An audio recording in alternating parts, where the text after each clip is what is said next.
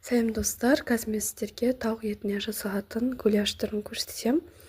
Тез әрі дәмді дайындалатын тағам түрі. Ол үшін біз өзімізге керегімізше күрішті салқын суға салып, кішкене тұз, кішкене сары май араластырып пісіріп аламыз. Қайнап тұрған ыстық суымызға кез келген макарон түрін, өздеріңізге ұнайтын макарон түрін қайнатып пісіріп аласыздар. Макарон піскеннен кейін кішкене сары май араластырып жіберіңіздер. Макарон бір-біріне жабысып қалмау үшін. Одан кейін тауық етін, мен яғни грудинкасын алдым. Соны турайсыздар. Кішкене ет қосып жіберсеңіздер де дәмі әдемі болады. Сол кішкене ет те қосып жіберсеңіздер болады. Кішкене ет қостым, дәмі әдемі болу үшін. Одан кейін тауық етін осылай турап аласыздар.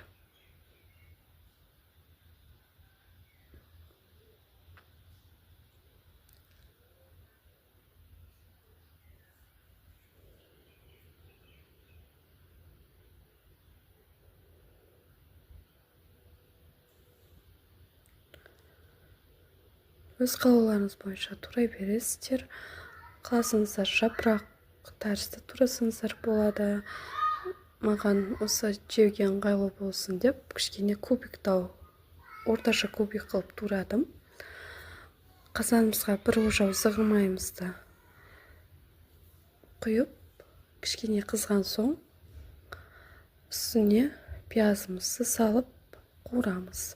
Пиязымыз сары түске ене бастағанда етімізді бірге салып қуырамыз. Кішкене қуырып болған соң бір ас қасық томат пастасын, қызанақ пастасын қосасыздар. Қызанақ пастасы көп болып кетпесін, бір ас қасықтай болса жетеді. Бір ас қасық қызанақ пастасын үстіне су қосып араластырып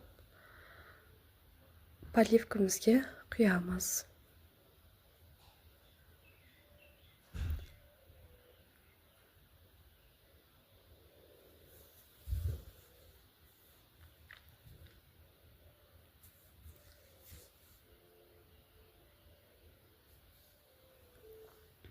Ортасында кішкене тұз сеуіп отырасыздар.